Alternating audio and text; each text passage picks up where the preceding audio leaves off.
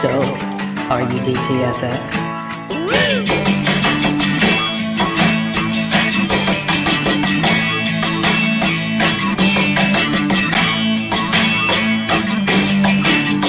Once again, here is Drinking and Talking Fantasy Football with your hosts, Dustin Lunt and Jake Trowbridge. Welcome back to the Drinking and Talking Fantasy Football podcast, everyone. It is a beautiful Tuesday evening here, and we are live. We've got a great show for you tonight. We are talking about the AFC North, talking all things.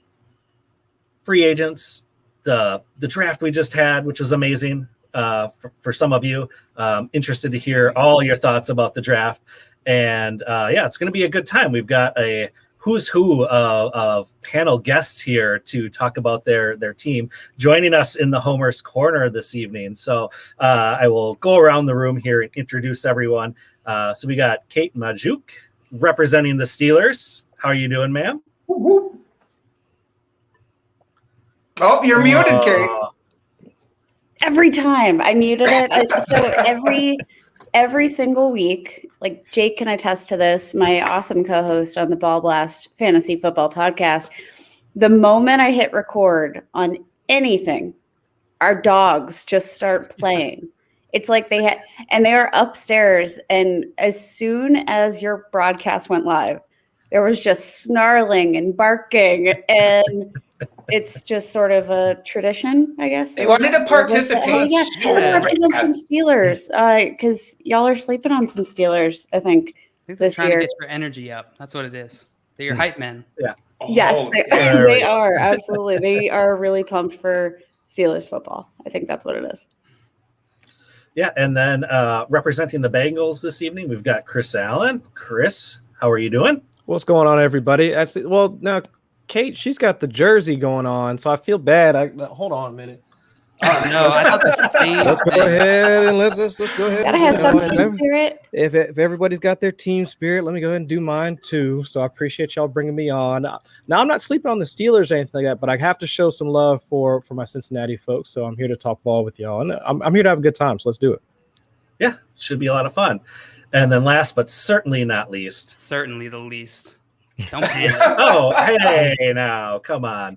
Representing the Ravens, we've got John-Luke Garofalo. How are you doing? I'm doing fantastic. I'm happy to be here. I'm in Baltimore, so I'm happy to finally represent Ravens. I see Josh in the chat here, who's my co-host and fellow Ravens fan. I'm hyped. Appreciate you guys having me on. Yeah. Thank you for joining us. This should be a lot of fun.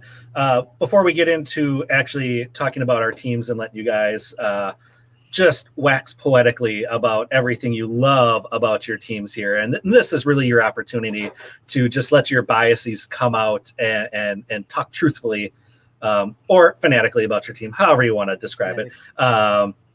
Let's go around the room here. We are Drinking and Talking Fantasy Football, so we always talk about what we're drinking here. Jake, why don't you tell us tonight what we are drinking? I would love to. So I dropped off this delightful little guy onto Dustin's doorstep before we started here. It is City Lights Brewing. It is a Café Marron, which I think is very fancy sounding. It's an English-style brown ale with coffee. It's brewed right here in the heartland of Wisconsin, Milwaukee, MKE, and it's 6.7%, which is it's a big one, kind of. It's respectable. Yeah, and it is super tasty. Love that coffee flavor. It's awesome. Mm-hmm. It's brown and coffee, and it's everything that's right in the title. That's right. All right, John-Luke, are you imbibing this evening? Of course, every evening. I had Leinenkugel Summer Shandy. I drink so many of these, I should be endorsed, but they pay me no money. It's delicious. It's a paltry 4.2%. So, not everything. I can't be the man Jake is, but it's still delicious. It's like a sweet tart. That beer is like a sweet tart, isn't it? It's like very sugary, kind of. Not as sugary as Limeritas from Bud Light, but somewhere in the middle. Yeah, for sure. Mm-hmm. And you're repping Wisconsin, which I appreciate. So thank you for that. Oh, that is true. Yeah, I feel like it would we didn't have discussions about this before you came on about what you were going to drink. so that you could accurately You coerce represent me. our home state. I mean, let's Right? be real. A name like Leinenkugel, you got to come from a place like Wisconsin. No It's man true. named Leinenkugel ever came from New York. Well, that's fair. Yeah, that's got to be Very true. true. Yeah. Chris, how about you? No, I feel bad because you guys put me on the spot. Hold on, let Kate go through hers like real quick. Well, I got something all for right. y'all. Hold on, Go hold put on. on his jersey, go grab his drinks. Was not prepared, my man, Chris. I'm always one to partake in a fun drinking game, but I forgot to go to the beer store. So I am drinking this little number, Dasani. Dasani. Dasini. It is a clear. It is a clear spring mineral something. What's the percentage? It is 9%. Wow. Wow. What are the heavy notes? I'm kidding. Like, wait, It's is just it straight malt. floral? No, it's not. I'm kidding. I'm kidding. But no, a hot take. I love Dasani water. I know it's not cool to like Dasani water. Nobody likes Dasani water. I don't know what the problem is, but I realized that there's a special place of hatred in the heart of every Twitter user for the brand of Dasani water. Well, and it's I'm not just from here to say Fiji. it's real. Let's get that out of the way. It's not from Fiji, and I think that's the biggest knock against it.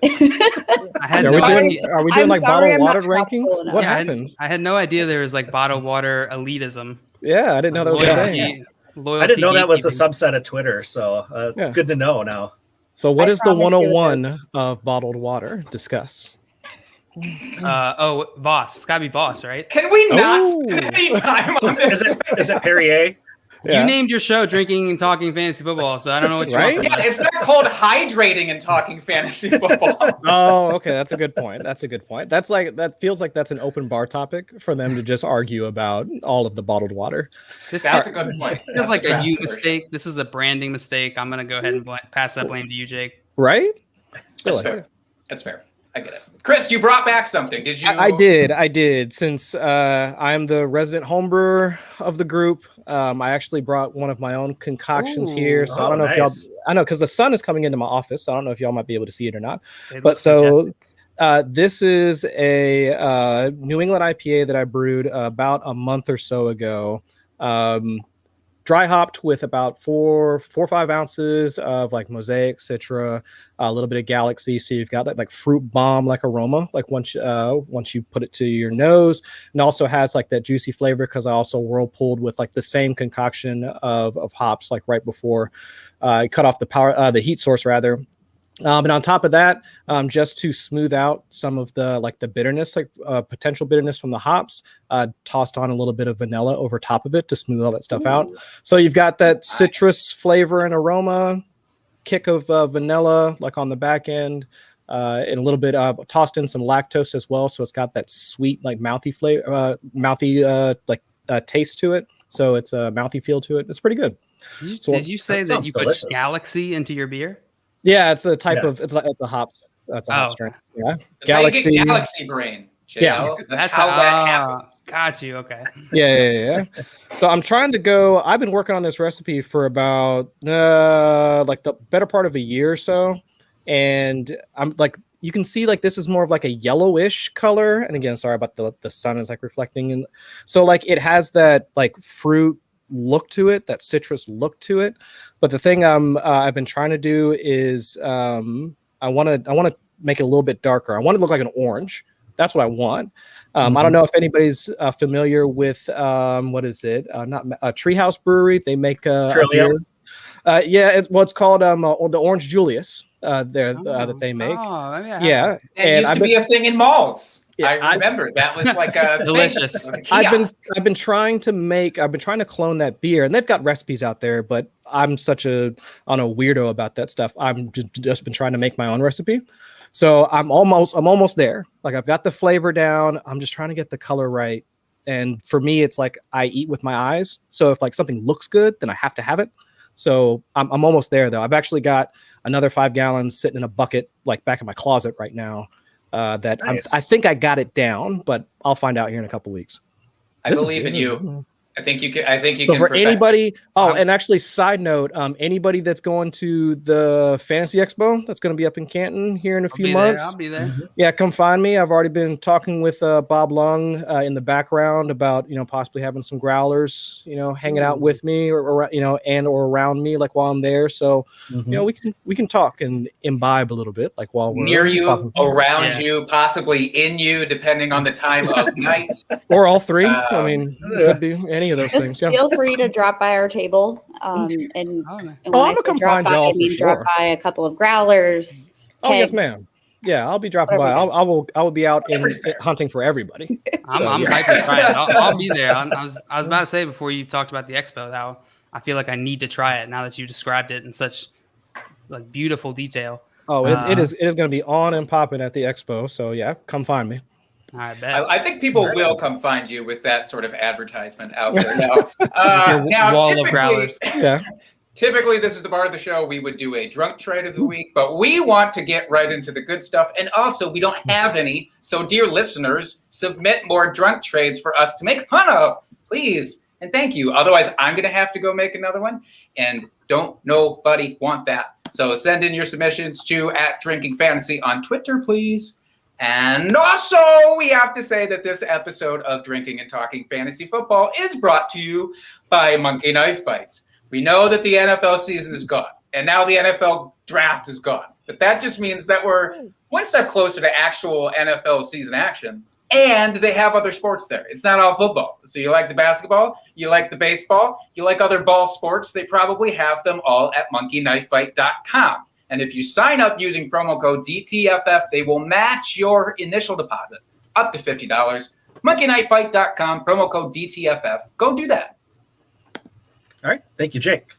All right. Let's get into it here. We are going to start with the Ravens just because I happened to put them on the show sheet first here. So, Boo. No, wait, I'm kidding. you'll have your chance. Just hold steady here. We'll let John go first since that's Hold his all team. your booze for after. So, they lost a couple of players. I know I'm interested to hear your thoughts on impact here, but they lost Mark Ingram, Willie Snead, RG3, and Mr. Des Bryant after that delightful comeback he had. Brought on Sammy Watkins and some guy named Chris Moore. And then in the draft, which I really want to get into as well, in the first round, took Rashad Bateman. In the fourth, Tylan Wallace. So obviously they felt like they needed to shore up their wide receiving core. And then a fullback, which is obviously what every team needs in the NFL these days, in the fifth, by the name of Ben Mason. So why don't we start with just your overall thoughts on where the team is, some of the moves they made this offseason. Let's just start there. Me, I'm assuming since I'm the Ravens guy. Smurfly. You know what? I think one thing I really noticed from this draft and really the last few drafts is I just love how good the Ravens are at value drafting. It feels like, at least the last few years, every time like they might not go the player that I think that they're going to go with, but it always feels like they go with a player who should have gone higher. And I think that they did that in this draft. I love seeing them focus on wide receiver. I'm sure we're going to get into it here in a minute on whether that is actually, going to pan out for them, right? They drafted Bateman in the first, like you said, Tylan Wallace. I know a lot of people are down on that landing spot, but I'm optimistic. I think taking this out of a fantasy context, I think the Ravens have a good shot to be a top NFL team this year. I can't disagree with you there. If only because they added Sammy Watkins. Doesn't that make them that's immediate all you Super Bowl need. contenders? That's all you need. I'm assuming when you're talking about like value drafting, Tylan Wallace is somebody people expected to definitely go in earlier rounds, and he's sitting there in the fourth. I don't know if anybody in fantasy wanted him to go there, but it must feel good as a Ravens fan to get him.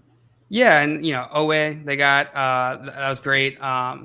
Bateman, in my opinion, probably should have went higher, and so I was very happy with their draft this year, and I think if Lamar can take that leap in passing efficiency this year, then it's potentially going to be a great landing spot. Mm-hmm.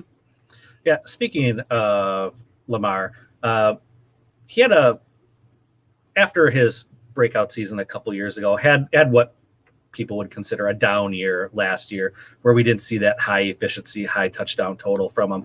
Do you see a bit of a rebound coming this season, considering they added these offensive weapons for him, or is it going to be just continue the ground and pound, and he's going to get his make his hay on the ground? I think that they're showing us that they want to focus on the pass game, right? At least somewhat.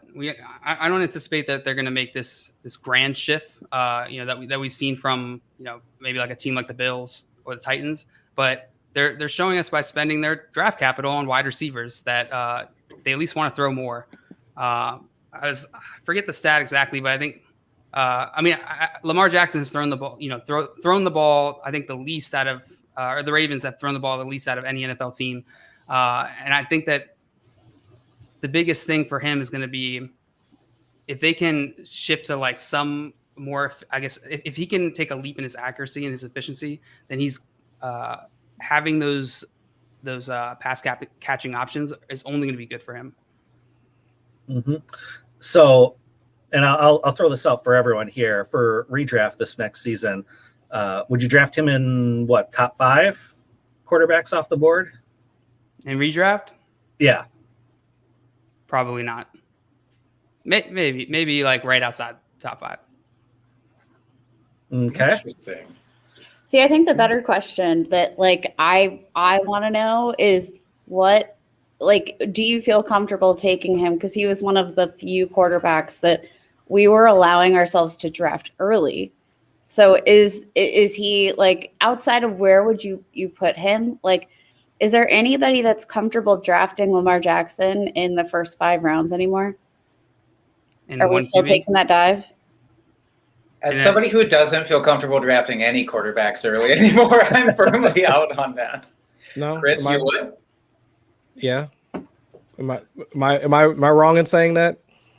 I guess it just depends on and I'm thinking about this from the context of, well, not even just best ball, because I know that's kind of a cop out and saying like, oh, I'll just draft him in best ball.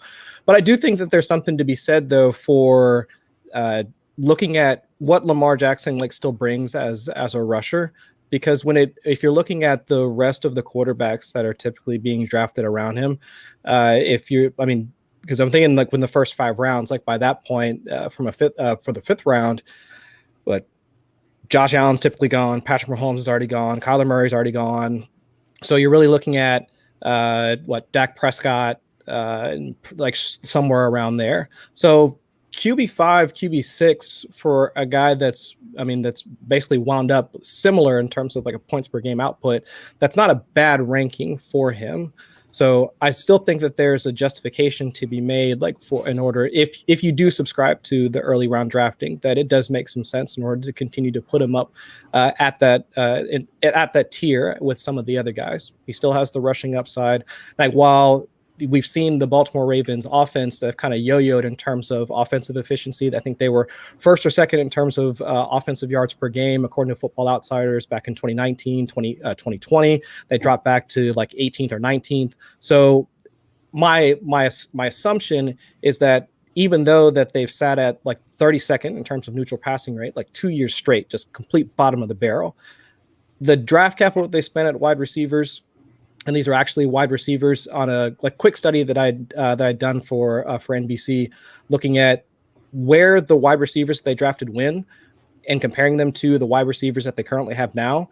It meets a deficiency that they currently have within their offense, because Tylan Wallace, Rashad Bateman, both those guys they excel at some of those intermediate routes, like out digs, curls, like something like that. And that has been almost not necessarily historically, but for Lamar Jackson's tenure, where the receivers that he's currently he's been working with, they fail at. I mean, for the routes that he typically throws to, in terms of expected points added, EPA per play, he's the absolute worst, like for those specific route combinations. So I think there's something to be said for, if Lamar continues to do what he does in terms of rushing, we can tack on a little bit more volume. His efficiency picks up, at least more so than it was in 2020. then where he's being drafted at, I think meets at least what I think would be my expectation for him in 2021 for sure. Well, that's kind of one question that I have about all this. So 2,000-yard rushing seasons for Lamar the last 2 years. Do we expect him to hit that? What is an outrageous mark for a quarterback? 1,000 yards is outrageous. Do we expect him to hit that again? And do we expect, I mean, what do we expect out of the rushing game entirely? Himself included, but also J.K. Dobbins. Does Lamar get 1,000? Does Dobbins get 1,000? Does Dobbins finish inside this top 10 running backs overall? I mean, what are we expecting from the ground game, I guess, in Baltimore there? Yeah, I think Lamar will always rely on his legs. When I was at Clemson, we had the nice honor of playing Lamar every year, and so I got to watch many of his games in college, and I think he's that type of player, and he's going to rely on his legs when his reads aren't there. I could see it being tempered. I wouldn't expect it, I guess, even with the pass catching options there. And I think they're still going to be somewhat run heavy. I wouldn't expect like a swing to all of a sudden be a pass heavy offense. Yeah, I think that makes the most sense to me. I think in the red zone, I think Lamar had wound up leading the team throughout most of the season, if I'm not mistaken, over the last 4 to 6 games, somewhere around there. I think J.K. Dobbins did start to take a larger role in terms of those money touches that we want for our running backs. But either way, if Lamar Jackson is still getting, I would say not even the majority, but at least a significant amount of the red zone touches, still tacking on rushing TDs to go with the passing TDs, which is what we want out of a Konami code quarterback, then I still think that he can wind up making value along with guys like J.K. Dobbins. But for me personally, I think Dobbins is a little bit he's overdrafted or overvalued currently, just given the context of what other running backs are currently being drafted around him. That's all. Yeah, still love him as a talent. Got to show my Ohio State bias, but still. I think this whole focus and adding more options there who are viable. Really, the player that most worries me is Mark Andrews, since they funnel so much of the passing game through Mark Andrews. In the past they have. He's the one who I'd be most worried about things changing for. I'm not worried about Dobbins or Lamar as much. You're not worried about Miles Boykin? Come on. I'm a little worried about Miles Boykin. Who isn't, quite frankly? Kate, do you think Mark Andrews sneaks inside the top 5 tight ends still? I think based on basically just his overall touchdown scoring efficiency, he is going to wind up in the top 5, and if nothing else, purely because of the fact that we don't have a ton of options that I think are going to get just naturally funneled those targets in the end zone. He's still, despite the fact that they drafted 2 wide receivers who I think are both talented wide receivers. I think Rashad Bateman does profile as one of the better fits in terms of, when you're looking who has the potential there to be a number 1 guy. I think Rashad Bateman definitely is the one that I would profile to fit that. But it's not like they went out and got him like a Kenny Galladay, right? They didn't get him anyone that I think is necessarily going to dominate right out of the gate. If Rashad Bateman does dominate, I think it's going to take him a little bit more time. I just think he's still a natural fit for the bulk of the target share. I would put him as a lock still to lead the Baltimore Ravens in targets, and he's going to finish just fine in fantasy for the 2021 season. Yeah, I will say I am a little excited to see what Marquis Brown can do now that he is returning to that sort of stretch C role that he typically plays in. Now that Bateman, they have other options there to open it up. It's not all reliant on him. I'm hoping that he's able to. I don't think he's necessarily yes, he's been disappointing for fantasy, but I think a lot of that is situation and what that offense had to work with. So I'm hoping that with some more options there, that he's able to create some opportunity. Yeah. So if y'all had to pick one wide receiver out of this group to be fantasy relevant this year, who would you pick? Out of the wide receivers, you said? Yeah, just the wide receivers. This Don't feels all like jump at Sophie's once. choice. Does anybody honestly want any of them? Is maybe even a better question. I'll say out of all of them, give me the cheapest one. I'll take Bateman. You think he'll be the cheapest in terms of redraft ADP too? Yeah, Miles Boykin's going up. Well, yeah, I mean, if we're counting them, that's true. I did bring them up earlier, so that's a fair point. I'd say out of the more fantasy relevant ones, I do think that Bateman will probably be and to Kate's point, I think he'll definitely have like the greater target share just given the routes that he runs. So if we're already talking about an offense that is limited in terms of passing volume, give me the guy that's going to get the most of it, and I think it's going to wind up being Bateman. Mm-hmm. JL, thoughts? Yeah, no, I completely agree. I think Bateman is that prototypical, big wide receiver that you want. I believe in his talent. I think if they're able if Lamar's able to take that leap in efficiency, then Bateman's going to be in a really good position. He's going to be a great value, in my opinion, for fantasy players. I think like Bateman is going to be the guy that you would want to draft in redraft leagues. Marquis Brown is probably going to be that dude that you stack in like a Millie lineup in DFS. Interesting. Kate, would you take Bateman over the great Sammy Watkins? And would your dog? I would. I think honestly, you really do have to go with whatever guy is going to be the cheapest come redraft season, because I don't think we're going to be able to rely on any of these guys. Like I said, if they had gone out and made maybe more of an effort in free agency to go and get a veteran receiver who is going to God, if they traded for Julio Jones, that would totally flip the script. Obviously, in terms of caliber talent, but just in terms of what they're going to do from a narrative perspective. I know they say they want to pass the ball more, but I don't think any of these receiving options force them to do so. So yeah, I'll take whichever option has the lowest ADP come draft season and just roll the dice. But I don't think any of these guys are going to be weekly plugins for your fantasy lineup. And my dog agrees. Right. Yeah. All right. Any last thoughts on your Ravens here before we move on, JL?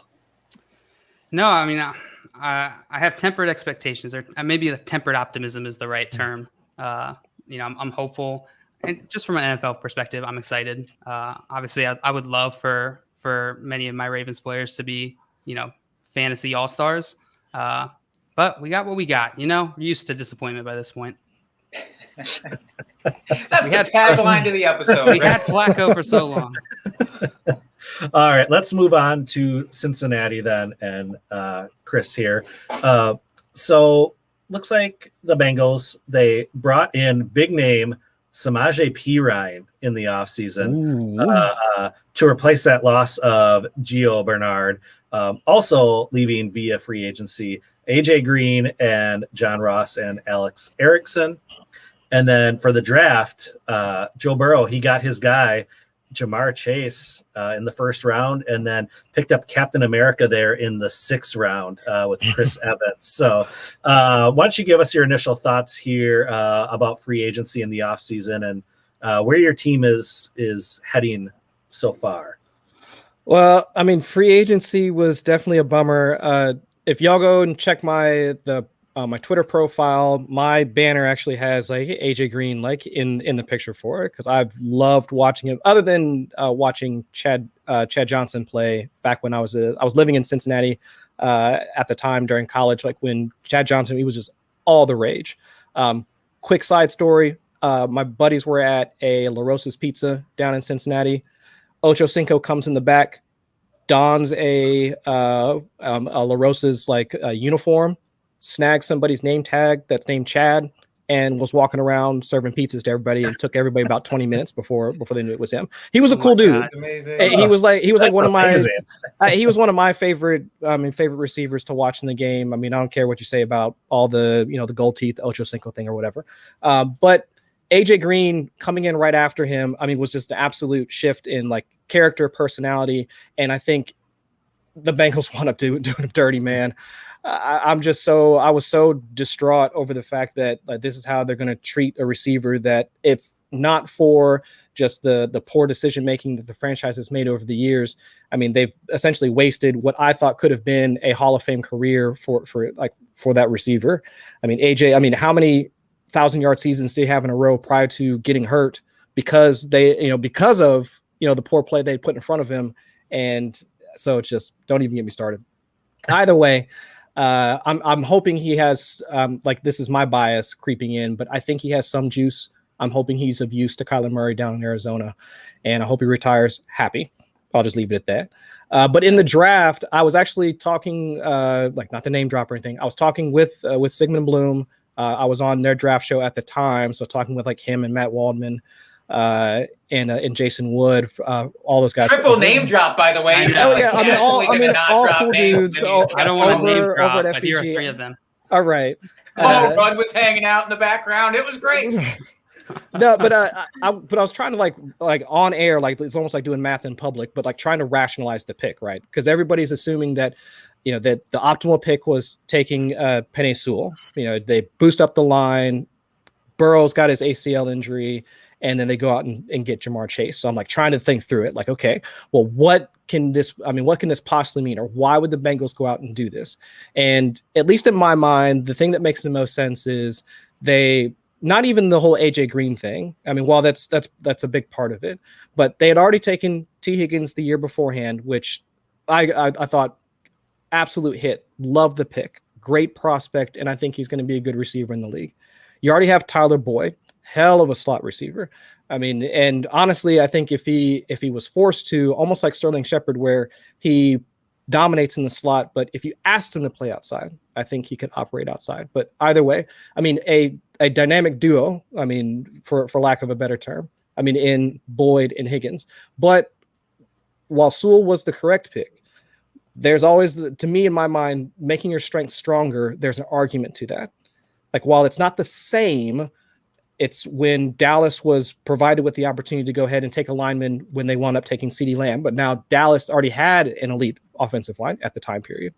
So really, it was more of a luxury pick for them to wind up taking CeeDee Lamb. But in my mind, again, it's if you have a dynamic quarterback, which they had with Dak, which Cincinnati has with Joe Burrow, which we've already seen, or we had seen in 2019, Zach Taylor, while I still think he's something of a fake coach, but it's still we looked at what they changed that offense, becoming, I think it was top 5 in terms of neutral passing rate over the last couple of seasons, top 5 or at least top 6 in terms of red zone passing rate over the past couple of seasons. That volume that we want from an offensive standpoint, that's great.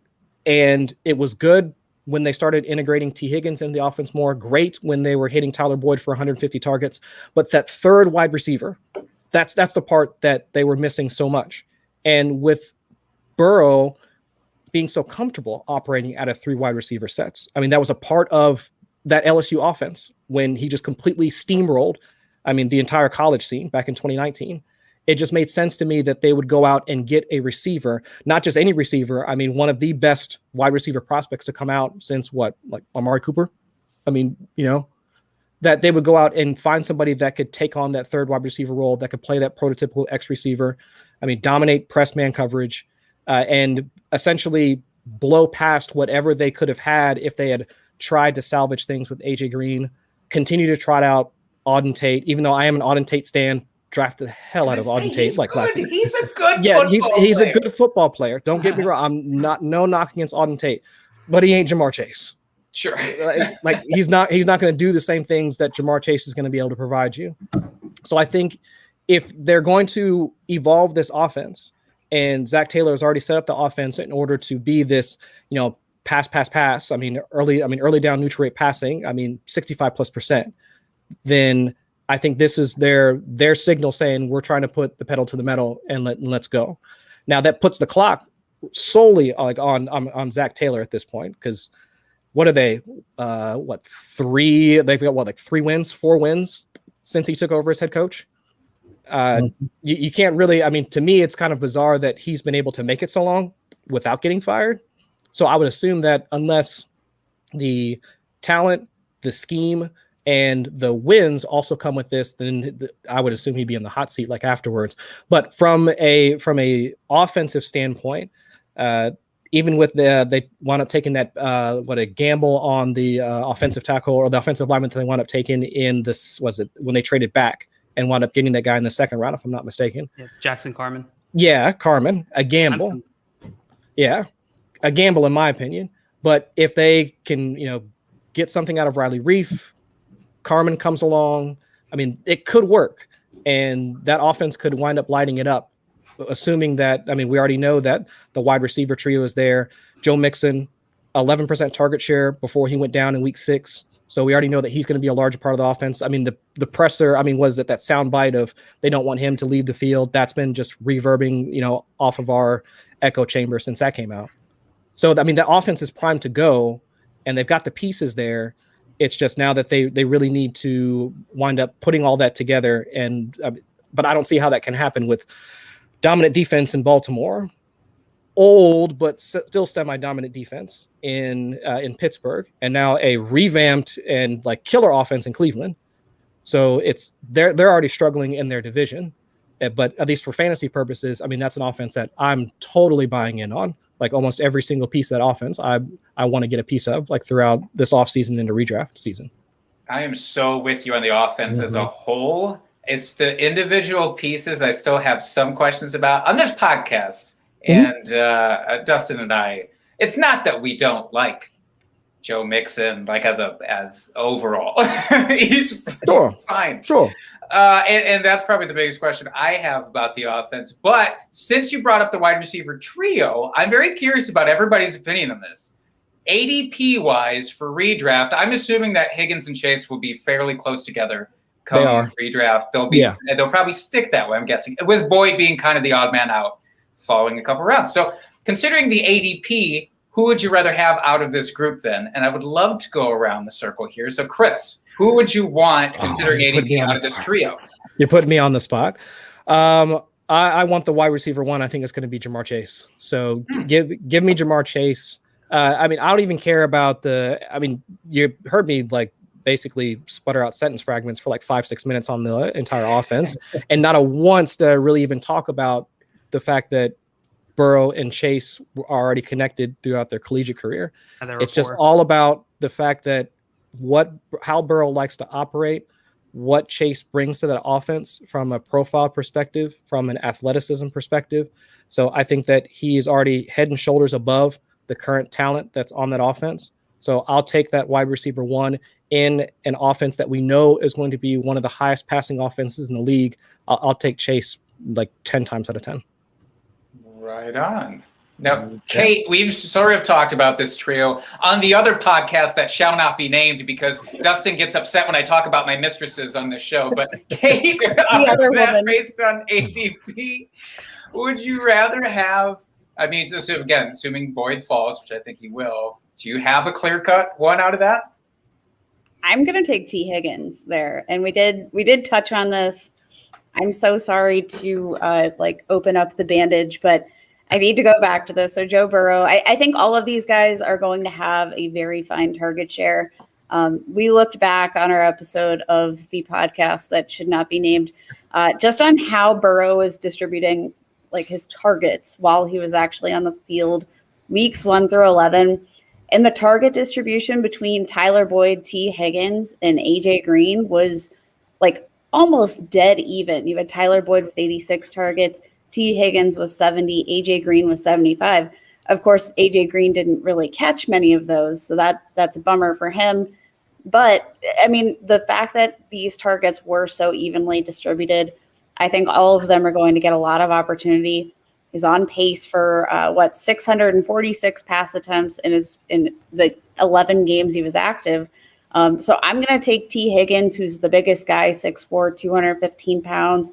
I think he is going to hopefully command a bit more in the red zone and end zone. He did lead outside. He did take over Tyler Boyd, had 2 more end zone targets with Joe Burrow than Tyler Boyd did. I'm just going to roll with T, the big boy, and hope he gets me a lot of touchdowns because I think he's going to be the go-to guy in the red zone this year for me. See that, CJ Uzama? Your time is done. If anybody was actually thinking about tight ends, It's like Juice Sample would like a word with you, sir. Dustin, I don't know if I've ever heard us. Have we even talked about this? Who is yours out of this group? I don't think you can go wrong with any of them, to be honest. But I have a soft spot for Boyd, so I'd probably go with him. As the aforementioned Uzama and we got Drew Sample, they don't really have a tight end that's a really dominant pass catcher there for the middle of the field. So if Boyd gets moved over to the slot and that's where he's going to work out of, he can really work the middle of the field. So I think he could still get peppered with a lot of targets and, make gold there for you. And just with the draft capital, you can get someone else, a couple rounds sooner and still end up with a really great value there in Boyd. JL, who would you take? Anybody that knows me knows I have a soft spot for all my Clemson players. I got a strong Clemson bias. I love T. Higgins. Do we actually know their ADPs? Are they? No, I think everything's fictional at this point in the offseason, quite frankly. Like, it's going to move so much, probably. Yeah, this topic has come up a lot on our daily show, and I honestly think they deserve to be, for what we know now, they deserve to be back-to-back. And I think it's going to be about which one you believe is more talented. I think there's certainly a compelling narrative with Joe Burrow and Jamar Chase in that rapport, like Chris was saying. I really do believe in that. I think that has an effect. And I think I would take Jamar Chase for the upside. I have a hunch that he's going like a little bit later than T. Higgins right now in startup drafts, but I would probably take whichever one goes second out of those two. Fair enough. Take the ADP dip. Take the ADP dip. I love both of them. I think that's absolutely fair. I think, to both of, to your point, Kate, and what you were kind of touching on earlier, John, regarding T. Higgins' usage, the volume distribution almost flat, like between all three of them. The one thing I did find interesting, though, was Higgins, I want to say evolution, but just the way that his usage pattern started to change over his rookie season. So I think through the first 8 or 9 weeks, his ADOT was actually much higher, so around a 13, 14 ADOT. But then towards the back end of the season, even though they didn't have Joe Burrow at that point, and they were trying to futz around with what was the guy's name? Who's the backup that started for the Bengals? Man, I cannot remember. Ryan something, right? Yeah. Ryan Finley. Finley. Thank you. I was couldn't even remember the dude's name. He made me so upset. But actually, Higgins' ADOT actually dropped, I think, down to about 10.5, 11, which around 10, 11, that's actually kind of typical for alpha wide receivers. Their ADOT fluctuates because their route patterns are more diverse, right? They're not running as many deeper patterns. They're running some of those shorter patterns and whatnot. So we could see that T. Higgins also has that ability to run a more developed route tree, as you saw his ADOT start to drop. So from a talent perspective, Higgins shows that he has most of the tools already in his bag to operate as the Bengals wide receiver one. It's just me, I'm inserting my own bias and saying that I like Chase because he's one of the best wide receiver prospects of all time, and my team got him, so I have to vote for Chase. But I do think that there's a strong case for Higgins for sure. I was full before the draft. I was Bengals should go Sewell. That it's a smart move. And then afterwards, I was thinking it's a deep offensive line draft. I think I would probably take Chase too. You're just not going to get that type of playmaker. I was fine with them taking Chase, but I didn't understand why they decided to trade back. Yeah, that was the thing. The Carmen pick, the Carmen pick was fine, but when they passed up on, I forget who they wound up passing on. Tevin Jenkins fell. Yeah, I think Tevin Jenkins. They were a bunch of better, safer prospects. If they wanted to take Chase at 5, so it's but coulda, woulda, shoulda. It's a gamble. It could still possibly work out. I'm being as optimistic as possible. We've been through this disappointment however many years that I've been a fan of the Bengals, from the Jeremy Hill fumble all the way up to now. I mean, that's. I love every team has just like just little phrases that you're like little triggers. everybody can latch onto. Like for us, it's like just Brandon Bostic. Just say the name Brandon Bostic and therefore it's like you got to do like a collective. Shit. You have to do a collective woosah like when you hear that name. And so like when I see Joey Porter's face, so it's just like I have to. Let me calm down like real quick. Speaking of running backs, though, Jeremy Hill. Just real quick before we get out of this, Dustin, if we can move on to the Steelers, because of course we want to talk about other teams, but Joe Mixon, is he an RB1? Is he not? I just want a quick yes or no from everybody. Is he an RB1 this year or no? Yes. Yeah. Okay. Yep. 2 yays? Nope. Okay. Yay, nay? Nope. Nope. 2 nopes, 2 yays, and I'm going to say I hope everybody's right. Pop out. I think he's a fringe RB1, but he's not going to get into the top 12. So that's all right. I think that's a fair statement for sure. Yeah. Did the dogs vote? Oh yeah, the dogs get a vote. The dogs voted hell no. Actually, Oh, that's I don't know who mighty taught them to convenient. swear, but they said hell no. That's mighty convenient right there. Mm. No We're diplomacy. Steelers fans. All right. Let's move on then to the Steelers here. So top of the division at 12-4, although a hotly contested division, I will say. So you lost James Conner here in the offseason, re-signed Juju, and then brought in big name Kalen Ballage.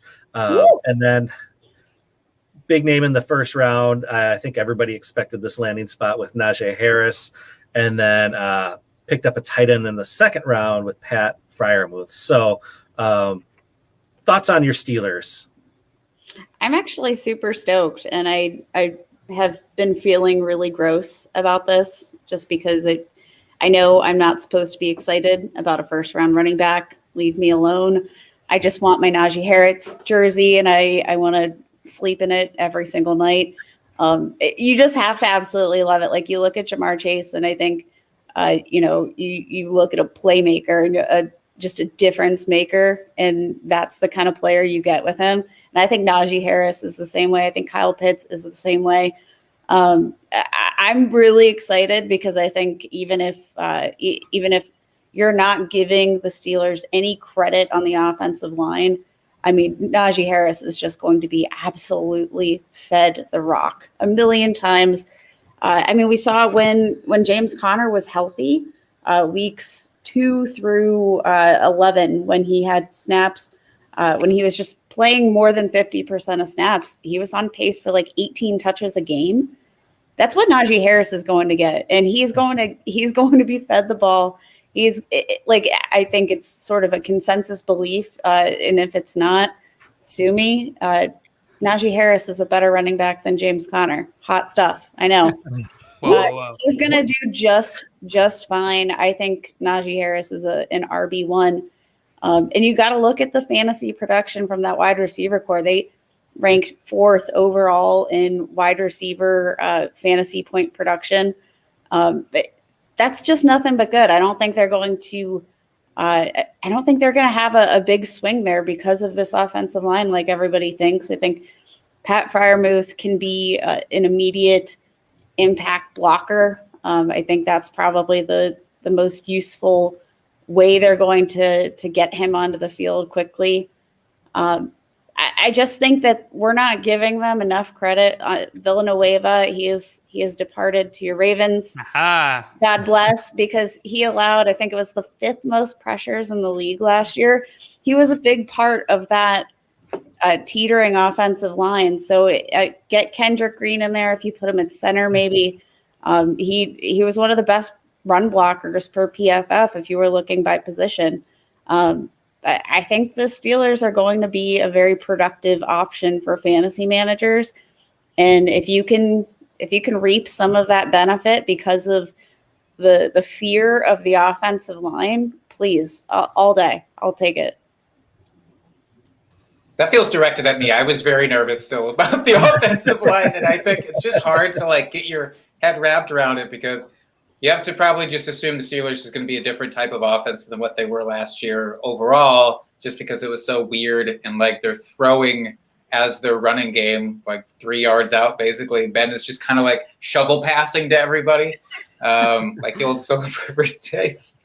But Hey, this but does. even with those shovel passes, the 4th most fantasy points scored for the wide receiver position in the league. That's top 5. That's good. That's good stuff. Speaking of those receivers, we have 2 sets of trios in this division that I really wanted to gauge everybody on. We talked about the Bengals. We have to talk about the Steelers. So trio here, we've got the returning Juju. We've got Chase. And we've got Deontay, quote, drops Johnson. So depending on how much stake you put into that sort of thing. So again, assuming, I don't know, we don't know what ADP is truly going to be, but anybody have a favorite out of that bunch immediately for redraft purposes? Deontay Johnson. He's a lock for 150 targets. I mean, if you just look at his target share, the fact that he's not being drafted as a wide receiver 1, particularly in PPR formats, if you're concerned about the drops, I don't think there should be an issue there. Saw a really interesting tweet. We were doing an appearance on the FF Astronauts podcast, talking to their PT there, and they noted about just the correlation there with Deontay Johnson's concussion. He had a pretty bad concussion last year. Most of the drops came afterwards, and just the correlation there between the spatial issues that can sort of happen as a symptom of concussions and through the recovery process.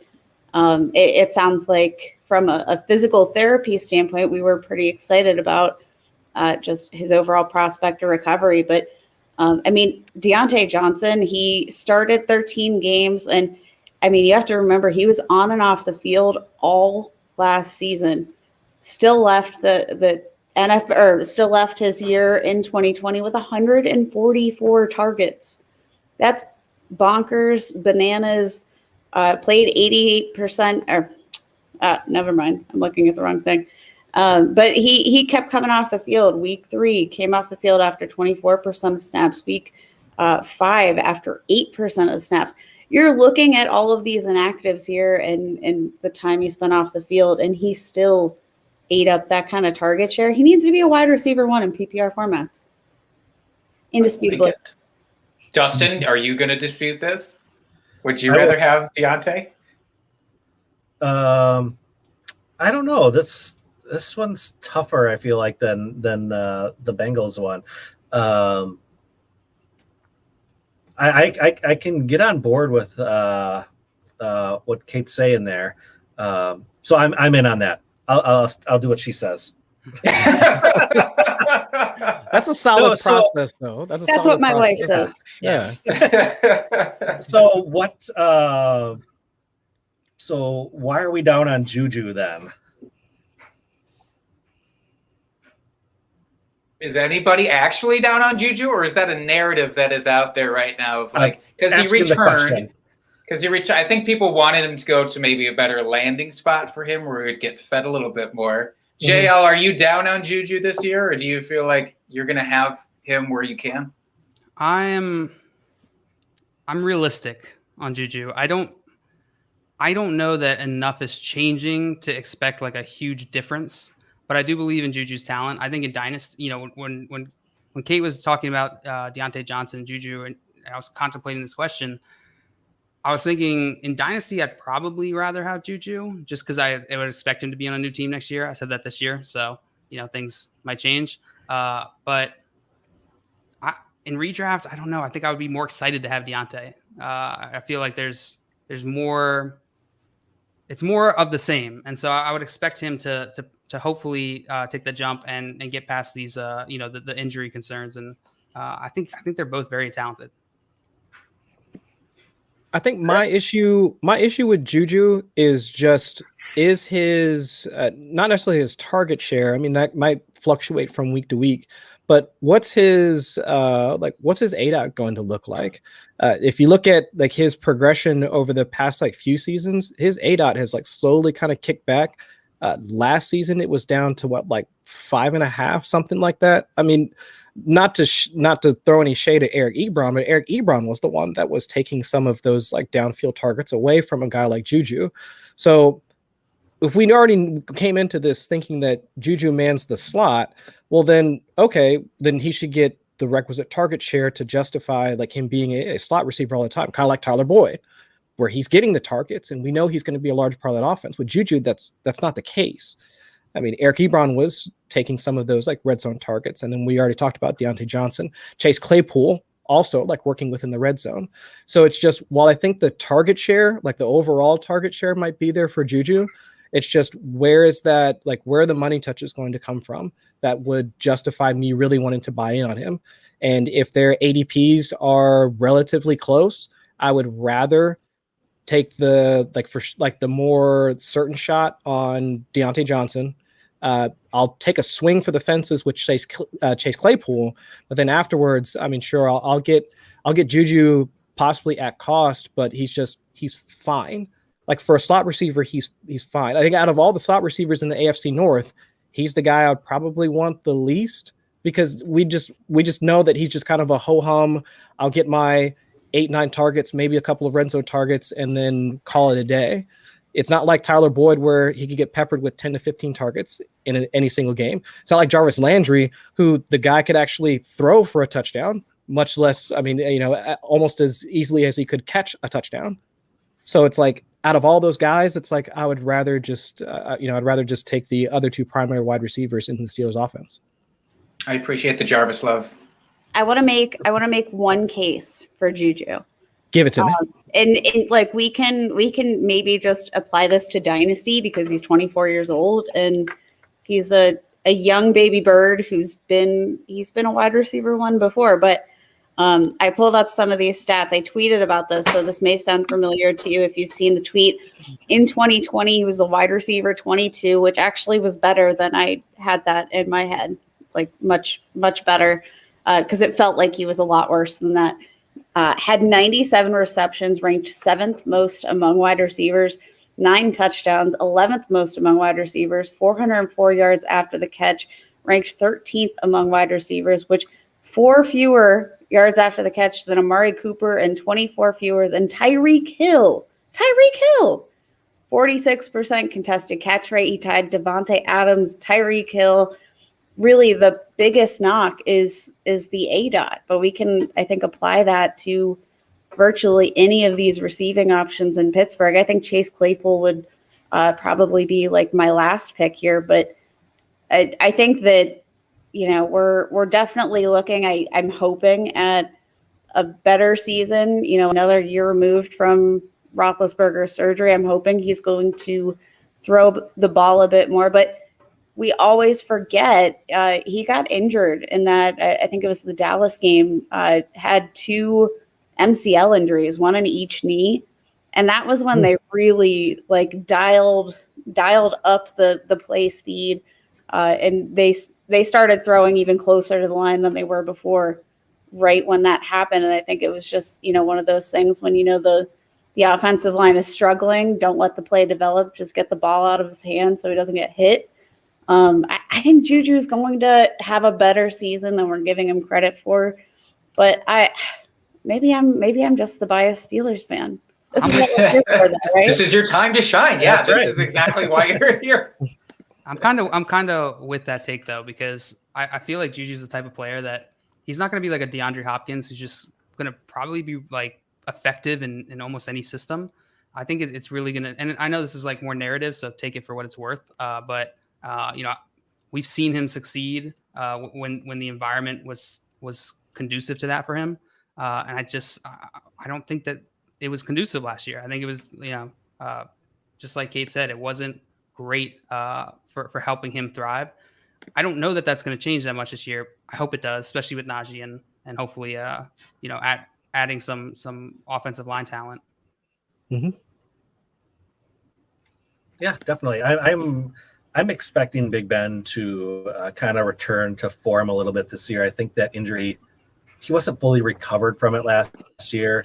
So I'm expecting a bit of a rebound from him. I'm not expecting, maybe Ben that we're used to, 5 years ago per se. But I'll definitely think we're going to see a bump from last season. So that should help, everybody on that offense.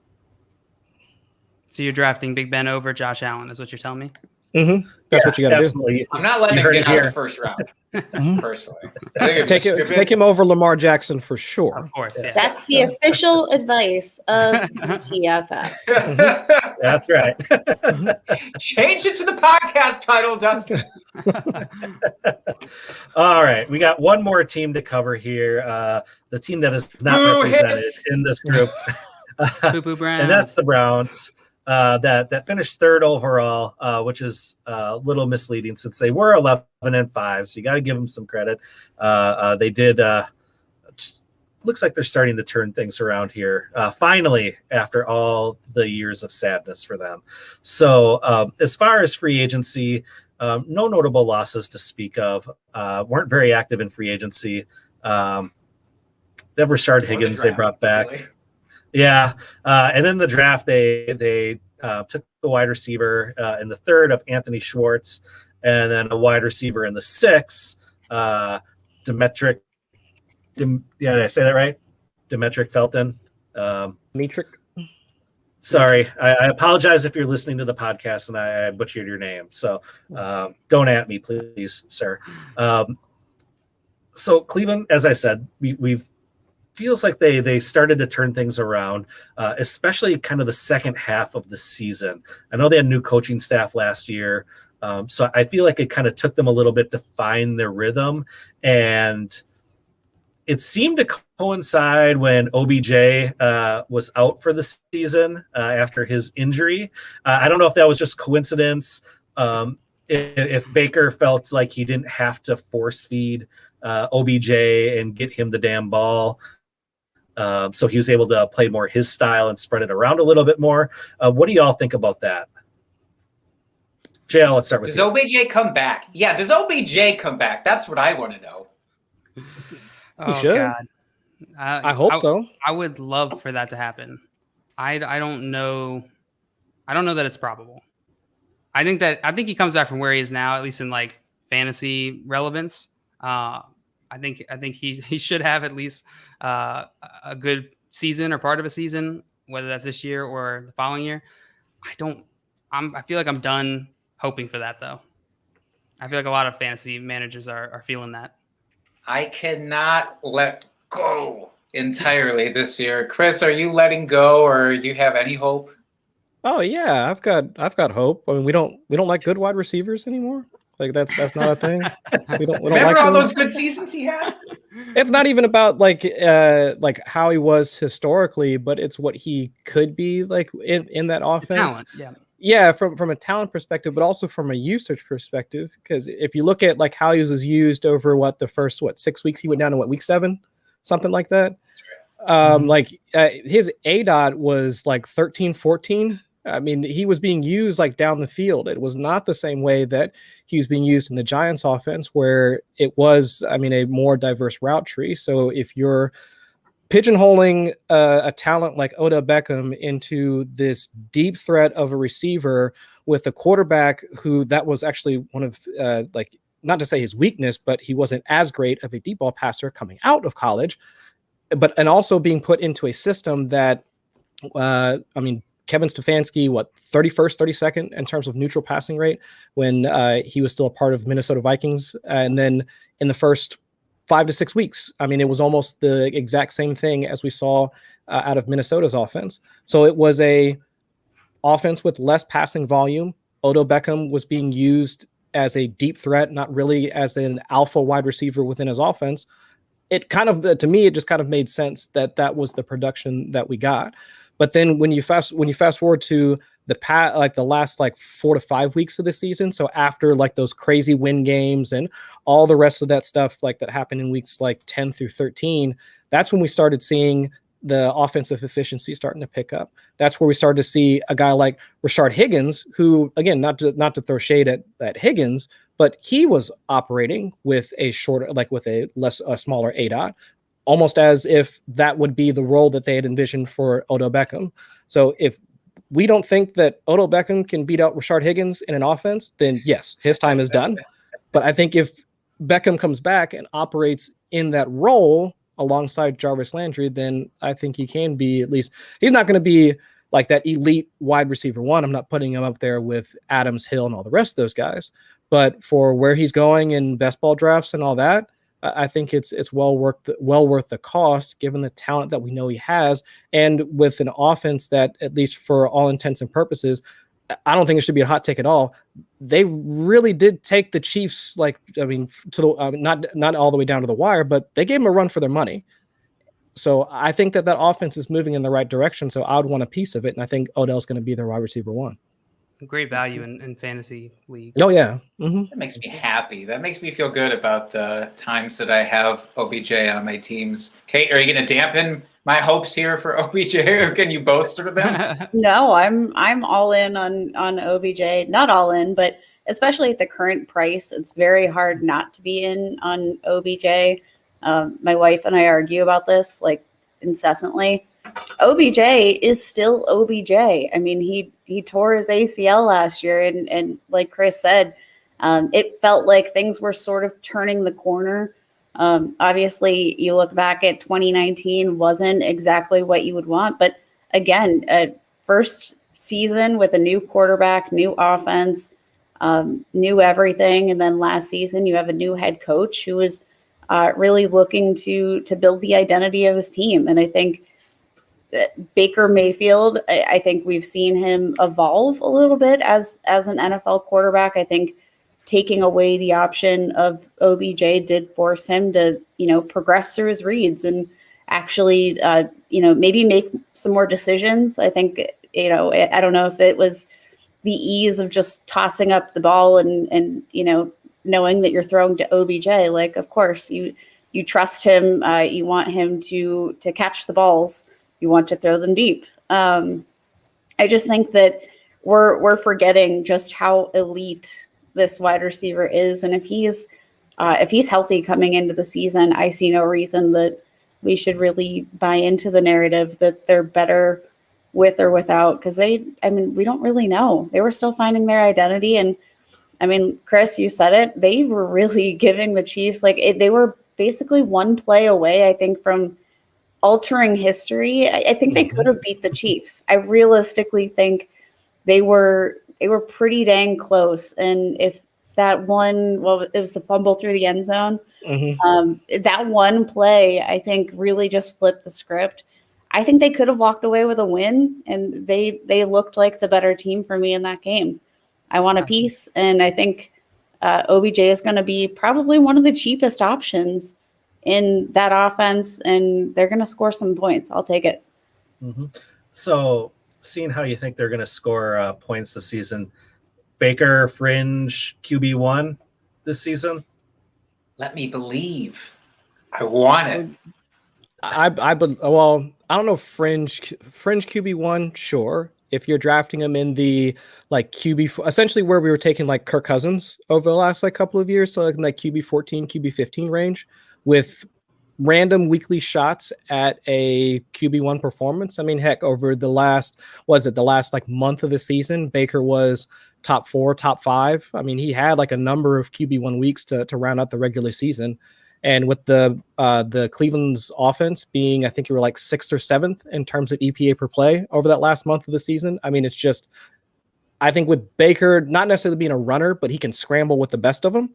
But I think there's at least plenty of opportunity for him to at least be in the QB1 conversation on a weekly basis. I like it. Anybody else sharing in that? Come on, let's let the Baker love just flow out of us and into the world. There's no Browns representative here. Let's take over for him. My wife loves the progressive commercials with him in it, which I think they are fantastic. Yeah, I think they're actually hilarious. some of them are corny. Yeah, and some of them are kind of corny, but some of them are pretty funny. So I think he's a good dude. I still They're better than Aaron Rodgers commercials. Oh my god, those are terrible. Yeah, those are awful. Every time I'm carrying groceries and I come to the door, I scream. Oh yeah, please. Yeah, gets me every time. All right, and then let's talk about this backfield because they have probably one of the more dynamic backfields in the NFL with Chubb and Hunt back there. Obviously, Nick Chubb, one of the top running backs in the league, great for redraft and dynasty. But they were both really, really relevant last season. Do we continue to see that this year? And do we expect maybe Chubb to be more involved with the passing game? I know that's kind of more Hunt's role last season. And it's not like Chubb can't catch the ball, just for whatever reason, it didn't seem like he was overly involved. So do we expect to see that usage increase for him? I don't know Anybody? about I think. Wait, do you think Kareem Hunt increase or decrease for targets, right? Basically. So, Chris, you don't think increase there?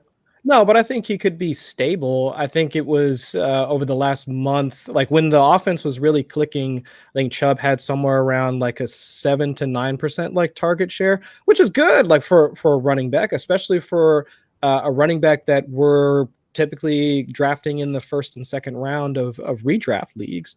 So if I can tack on the rushing production, red zone carries, and then also a decent target share within that offense, not a bad combination to ask like out of your early round running back.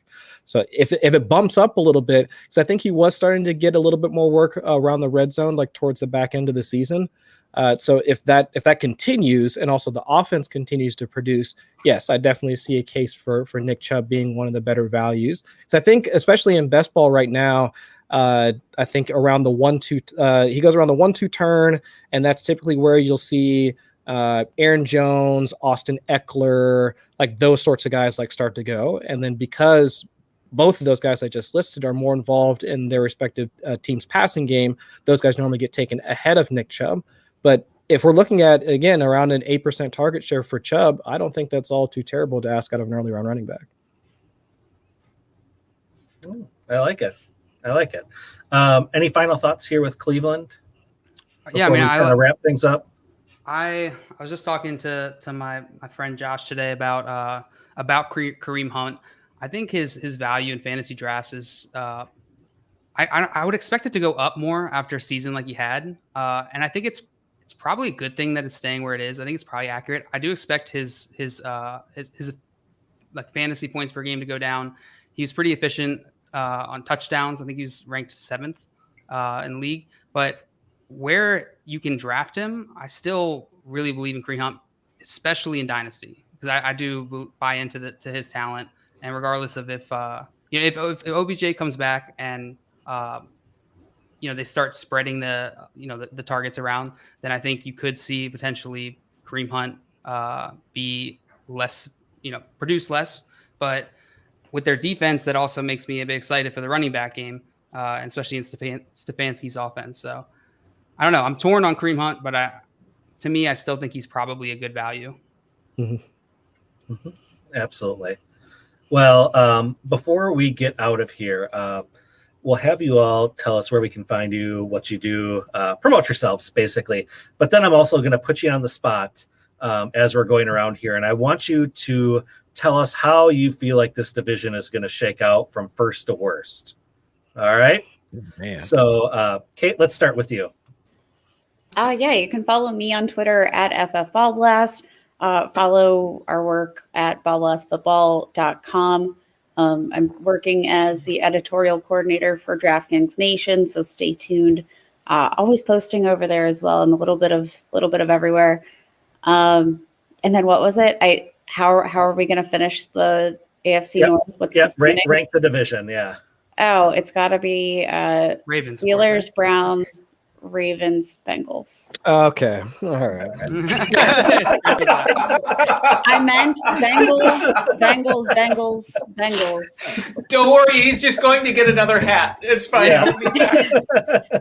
When I said the Bengals were last, I thought you had meant who's going to finish worst to first. So obviously that was. But please bring me a growler. Please bring me a growler. No growlers for you. You can't diss my Bengals and then ask. That's not. You got to do it in reverse order. You got to like get me up. Please don't spit in my growler. Come on. Damn it! Gosh, my goodness. All right, Chris, how about you go next here? You can find me on Twitter at Chris Allen FFWX. Most of my off-season work will be over at 4for4 Football, but I'll also be supporting NBC Sports Edge and some of my part-time doing some best ball work and a few other podcasts with like Danny Carter and some of the other fellas like over there. I guess I'll be realistic. It's You don't like have to be. No. I got to be pragmatic. I mean, I'm not going to sit here and say, Bengals to the Super Bowl, even though I did actually say that after we drafted Joe Burrow. I might have been drinking. Who knows? But just looking at, again, the defenses that are part of the AFC North, it's hard for me to see even how we get out of the division, much less we make it into the playoffs. So I'll go ahead and put the Bengals at 4.